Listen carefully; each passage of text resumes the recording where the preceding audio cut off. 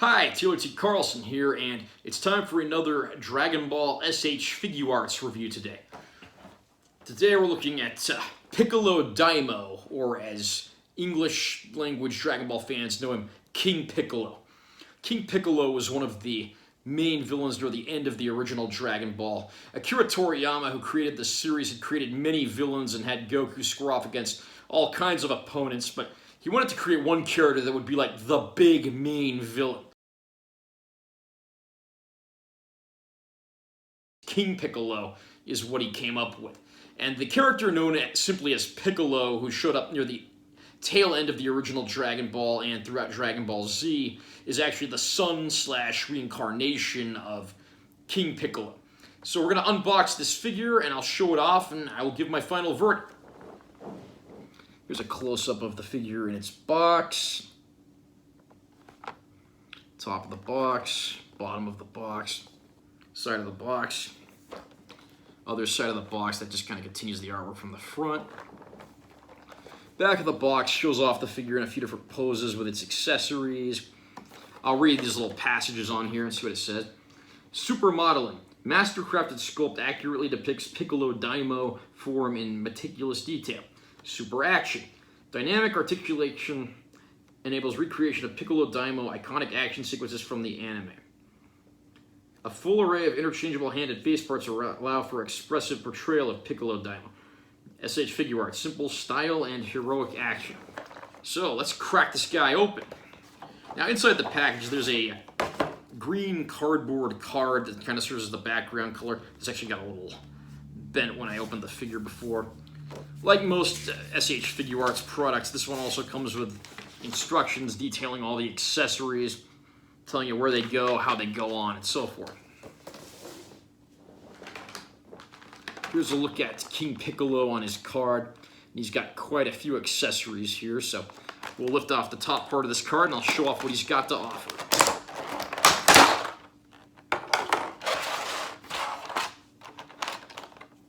Now he comes with two fist hands that are on his body by default, but he's also got several interchangeable hands, so we'll take a look at those first. He's got a pointing hand for, I guess, if he's pointing at an enemy or firing an energy blast. He's got two open hands. I mean, these could also serve the whole energy blast thing well. Got like a palm hand, again, probably for the energy blast or deflecting an attack. And then he's got these gripping hands that are partially open as well.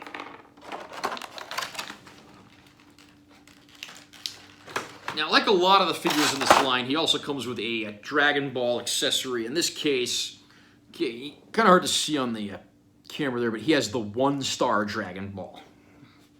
Then he comes with an electric rice cooker with an evil containment seal on it. Master Roshi's master, Mutaito, had sealed away King Piccolo in an electric rice cooker using the evil containment wave, or the Mafuba, which is a special attack used to seal away an unbeatable opponent. And so Master Roshi set out to do the same to King Piccolo when Pilaf and his goons had set him free. So one of my favorite accessories here, he actually comes with the egg that he spits out when he's killed in the anime. And there's like a little splatter spot that you can sit the egg down on.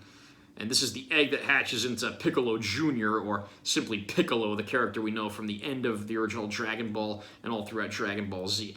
There's also a hole here in the egg, so you can display that on a stand to recreate him spitting out the egg. Unfortunately, this figure does not come with a stand, which is kind of disappointing, but I am glad to see that they did include this as an accessory here. Now we'll take a look at the figure and the faces that come with him. Now, one of the chief complaints I've had with the S.H.Figuarts series so far is that the figures use interchangeable faces rather than interchangeable heads. I'm happy to say that King Piccolo rectifies my biggest complaint that I've had with S.H.Figuarts figures so far. That, of course, being that he has interchangeable heads rather than just interchangeable faces. First of all, we've got a figure of him, angry, ready to go to battle. We have another figure of him, his eyes are red, like he's just completely lost his mind in the heat of battle.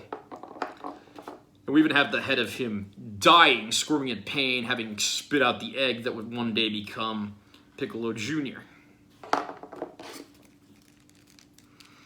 And one thing I do want to point out with these heads, the antennae are not permanently attached. Those can actually be rotated and removed. Unfortunately, they're maybe a little too easy to remove and get lost, so that's kind of disappointing, which is a shame because I really like how they look on the figure. Then we've got the body of our figure right here. And one of the first things you'll notice about this guy is that he's huge, which is certainly in line with how he stacks up compared to other Dragon Ball characters that he does battle with at the time. And he's got his smirking face on there by default, so we'll switch out a head to start this review. Okay, I put his slightly angrier head on there, got his antennae flexed, and I'll go up and down and just show off the figure itself, some of the poses, articulation, accessories. The head can move, up and down, and that can also rotate left and right. The arms are ball joint arms, and they do rotate just past the shoulder. Elbows articulated as well. And then the hands can rotate as well, because like I showed earlier, those are interchangeable. And then, ball joint legs. Knees are articulated. Then the shoes can rotate. Those can also swivel left and right. And the toes can be pointed upward as well, which is kind of nice if you want to try to pose it without a stand or anything. Like I said, sadly, there's no stand included with this figure. And then here's just a look at the back of the figure so you can get an idea of what he looks like there. So why don't we try out some different hands now? Okay, there we got him with the pointing hand on now. And we'll switch out his other hand as well. And there we just gave him one of his open hands. So got a good pose going there for our figure.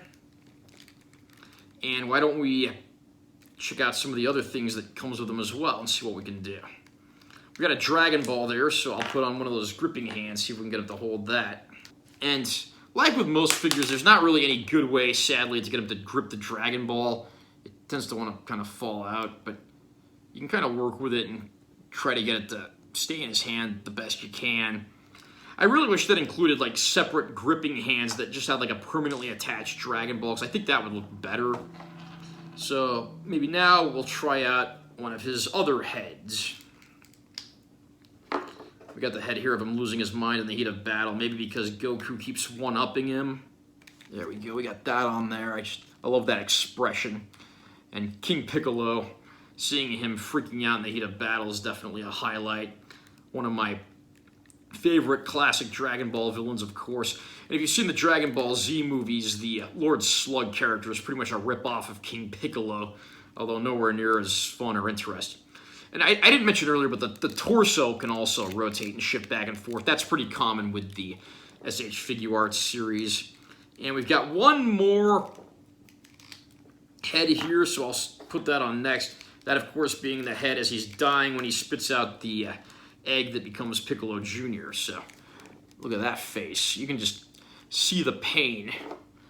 And then we've got him spitting out the egg, of course, giving birth to his son/reincarnation. Now, I have reviewed a lot of figures in the S.H.Figuarts collection so far, and so far, I think King Piccolo is the best one that I've gotten so far. He has heads that perfectly capture the character's personality, just the right amount of articulation.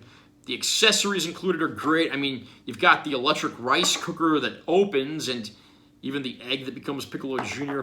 Plenty of interchangeable heads and hands. Probably the only complaints I have with this figure are that the antennae are really easy to get lost and can come off pretty easily. And then he doesn't come with a stand. So far, the only characters in this line that have come with stands that I've gotten have been the little ones. I'm going to have to buy some separate stands just to try to put the figures up and display them the best way. But King Piccolo, so far as S.H.Figuarts goes, this guy is the champion. Do you collect the S.H.Figuarts Dragon Ball figures? Did you get King Piccolo yet? Comment down below and let me know what you think of this one. Also, remember to subscribe to my channel for new content because I'm always posting videos. And give this one a like if you found it helpful or interesting. I'm Taylor T. Carlson, and I will see you next time.